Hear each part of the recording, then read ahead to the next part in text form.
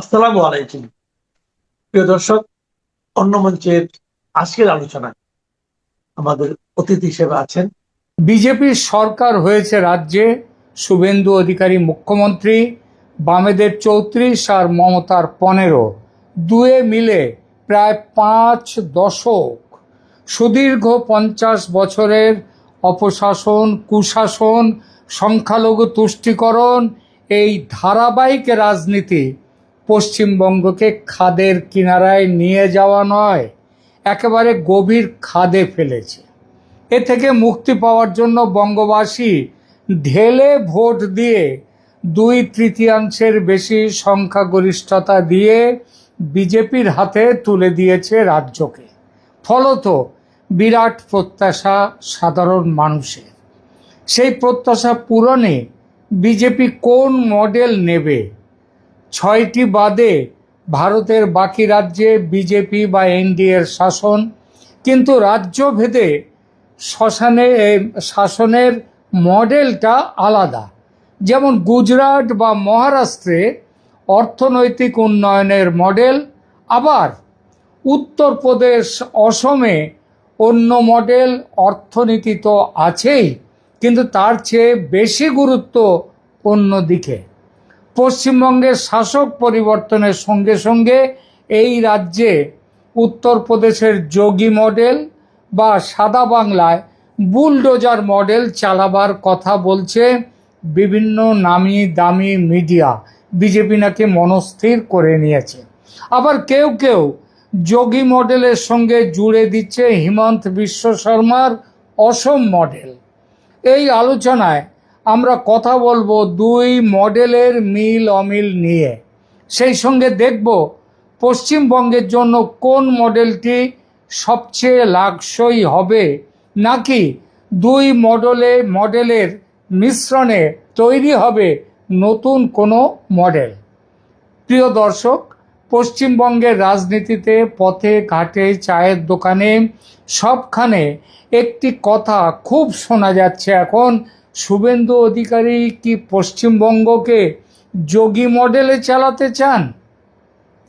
কিছু কিছু মিডিয়া তারা তো খবর পর্যন্ত দিয়েছে যে রেলে করে সেখান থেকে উত্তরপ্রদেশ থেকে মানে শয়ে শয়ে বুলডোজার পশ্চিমবঙ্গে চলে আসছে।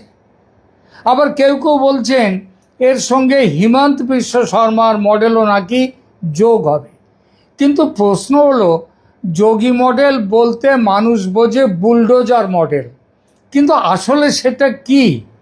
আবার হেমন্তের মডেল বলতে বোঝায় বাংলাদেশি অনুপ্রবেশকারী ধরো আর খেদাও, সেই মডেল।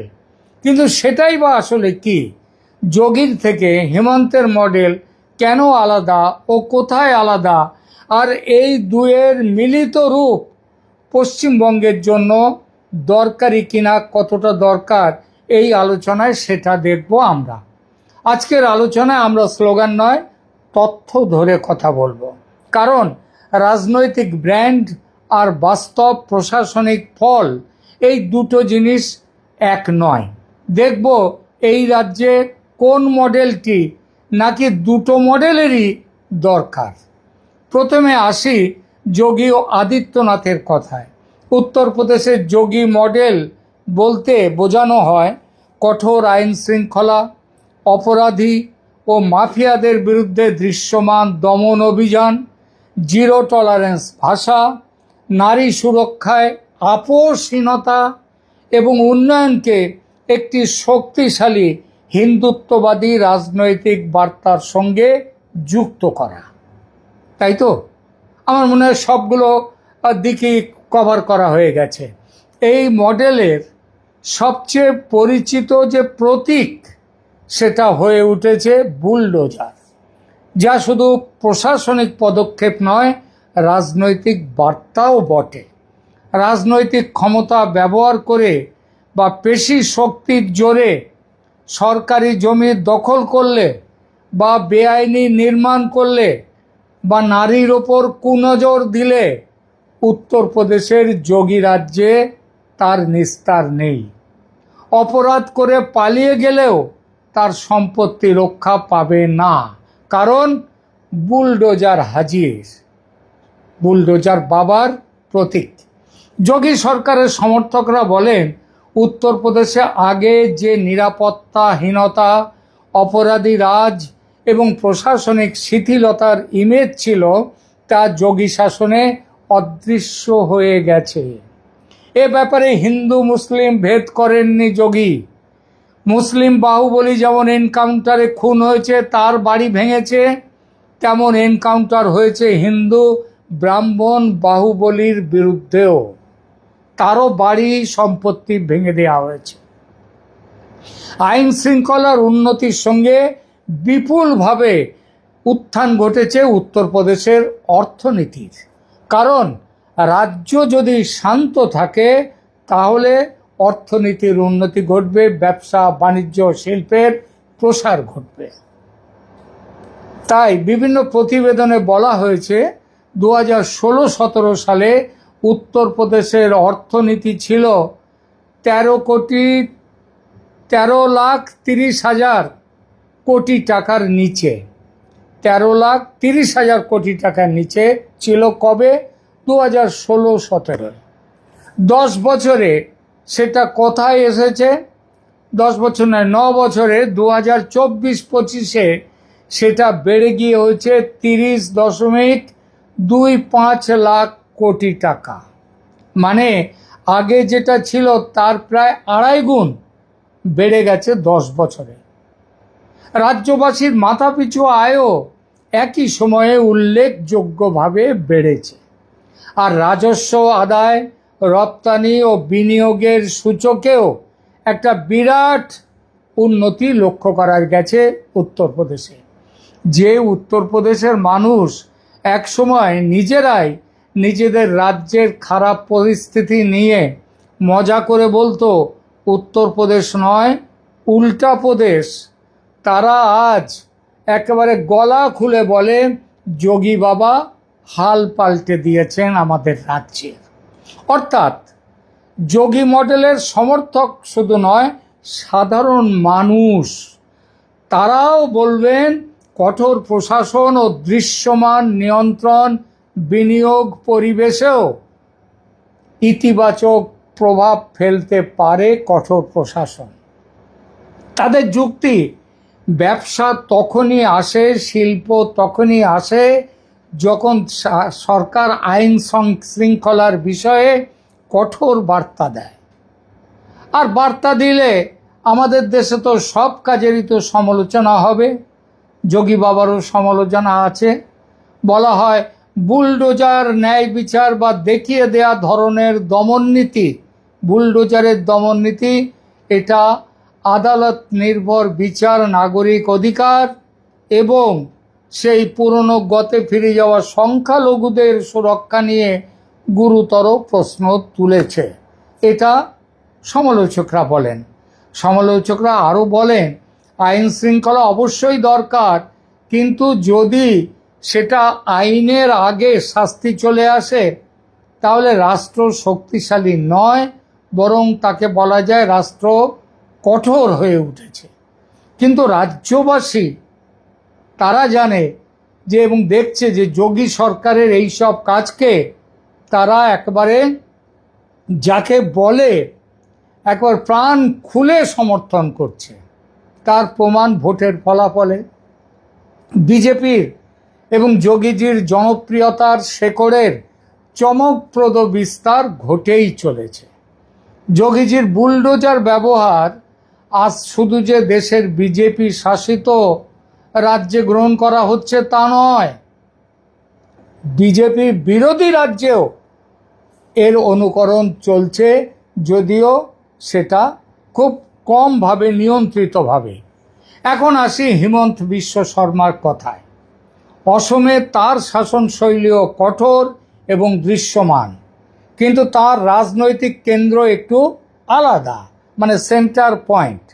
হেমন্তের মডেলে সবচেয়ে বেশি জোর দেওয়া হয়েছে অনুপ্রবেশ বন্ধ করা, বাংলাদেশ থেকে অবশ্যই, সীমান্ত নিশ্ছিদ্র করা, জনবিন্যাসে কড়া নজর রাখা, অবৈধ ভূমি দখল উচ্ছেদ করা এবং অসমীয়া স্বার্থ রক্ষায় কোনো রকম আপোষ না করা। এই অসমীয়া স্বার্থর সাথে আপনি জুড়ে দিতে পারেন ভারতের স্বার্থ। আর এসবের ঊর্ধ্বে আছে রাজ্যের শিল্পায়ন ও অর্থনীতির দিকেও হেমন্তের কড়া নজর। অসমে তার শাসনের সমর্থকরা বলেন তিনি প্রশাসনকে দ্রুততর করেছেন, বিনিয়োগ আকর্ষণ করেছেন এবং রাজ্যের অর্থনীতিকে দৃশ্যমান গতিময় করে তুলেছেন। বিভিন্ন প্রতিবেদনে দেখা যাচ্ছে 2020-21 সালে অসমের জিএসডিপি ছিল 4,10,724 কোটি টাকা 2020-21-এ। এটা 2025-26-এ এসে দাঁড়িয়েছে প্রায় তার ডবল 5 বছরে 7,41,626 কোটি টাকায়।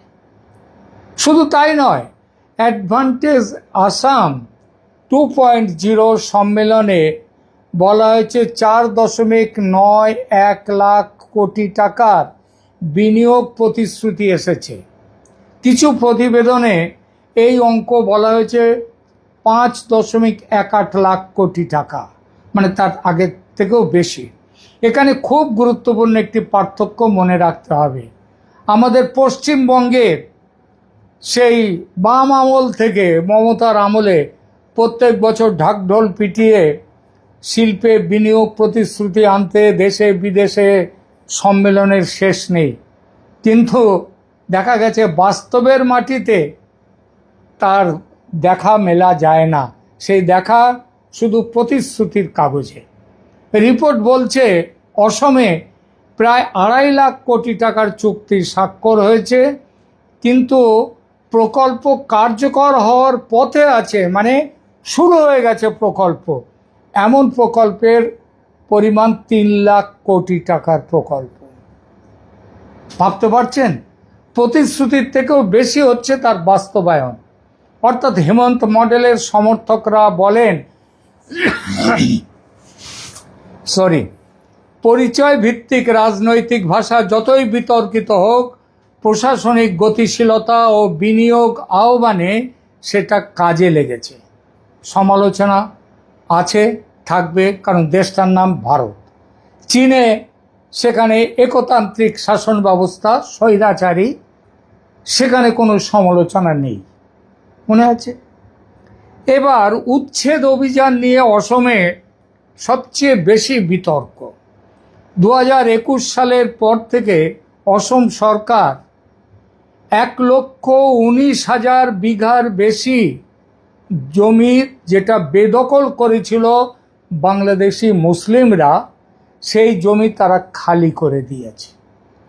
আর কিছু প্রতিবেদনে বলা হয়েছে 50,000 মুসলিম জবরদখলকারী প্রভাবিত হয়েছেন, এর জন্য তাদের দুঃখের শেষ নেই।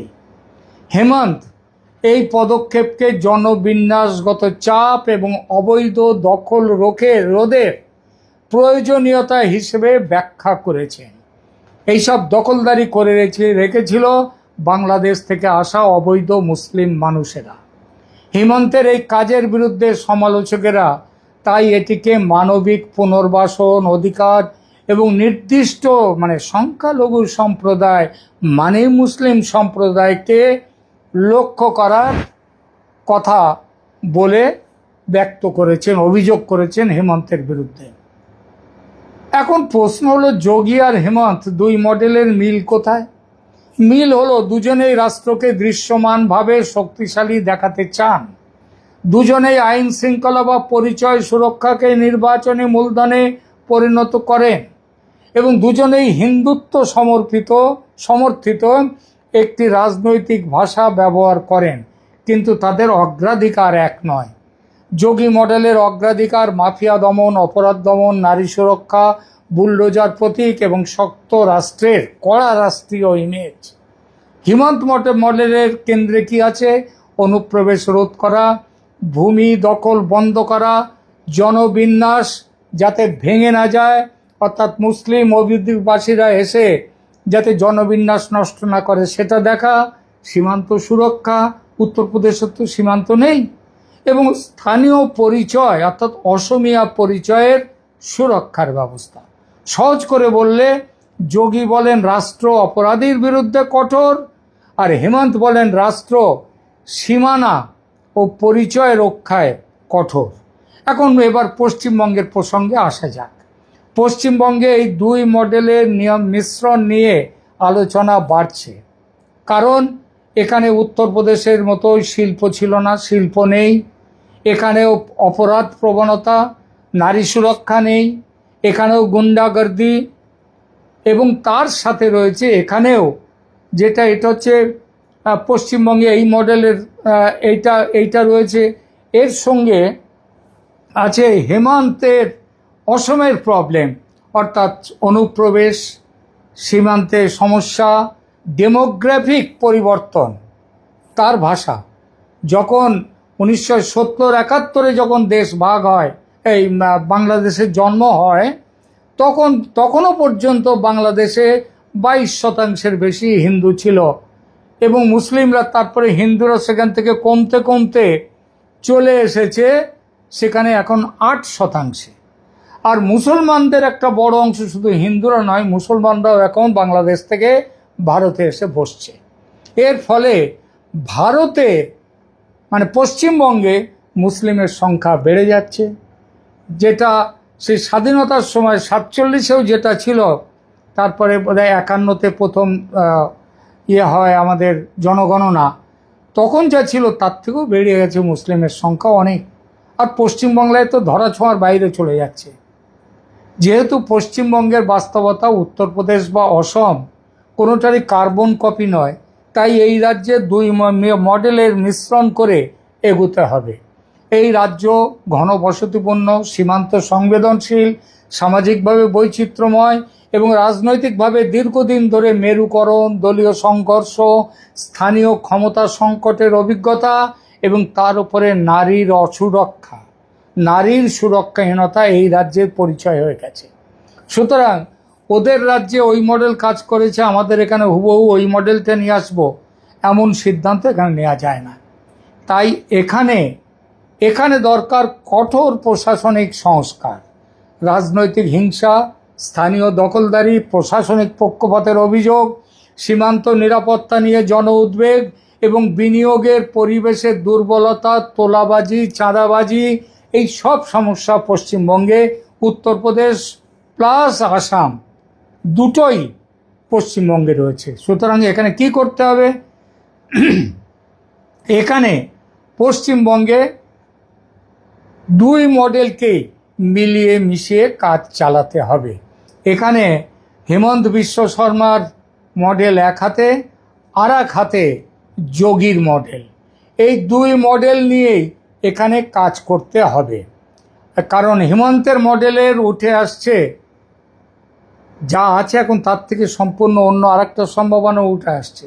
অসমে ডিটেনশন ক্যাম্পের স্থাপনা অনেক আগেই হয়েছে।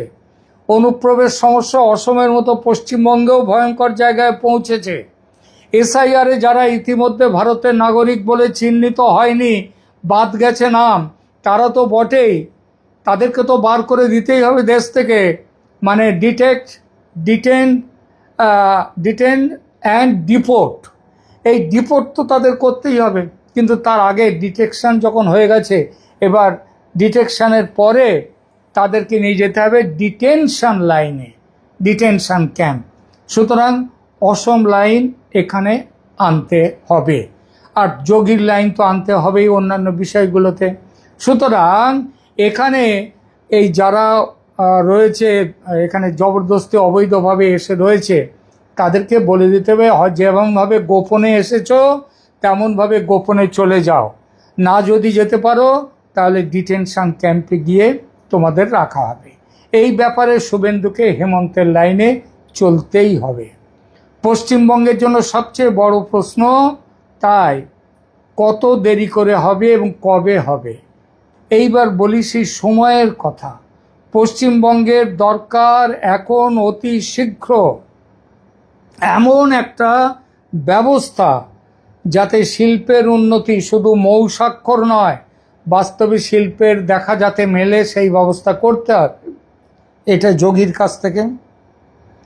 আর হেমন্ত মডেল থেকে নেওয়া হবে সীমান্ত ব্যবস্থাপনা এবং যারা অবৈধ বসবাসকারী তাদের বিরুদ্ধে জিরো টলারেন্স।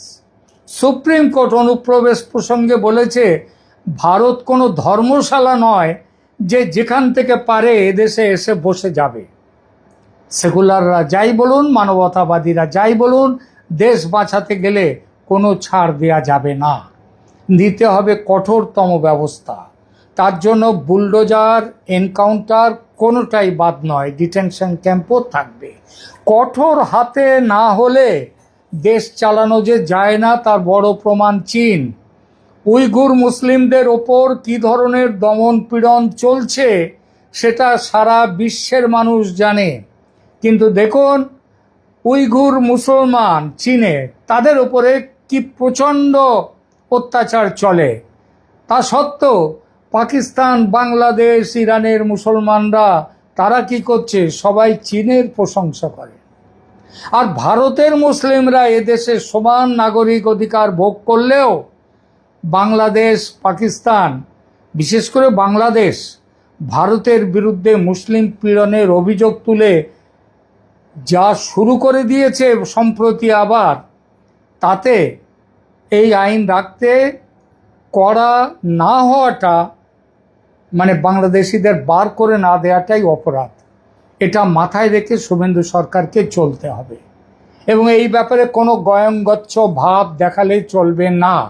একদম শুরুতেই কড়া হাতে সমস্ত দিকে এগিয়ে যেতে হবে, সব কাজ করতে হবে। যেটাকে বলে বিয়ের রাতেই বিড়াল মারতে হয়, নইলে পরে জীবন অতিষ্ঠ হয়ে ওঠে। এখনকার মতো এখানেই রাখছি, ধন্যবাদ।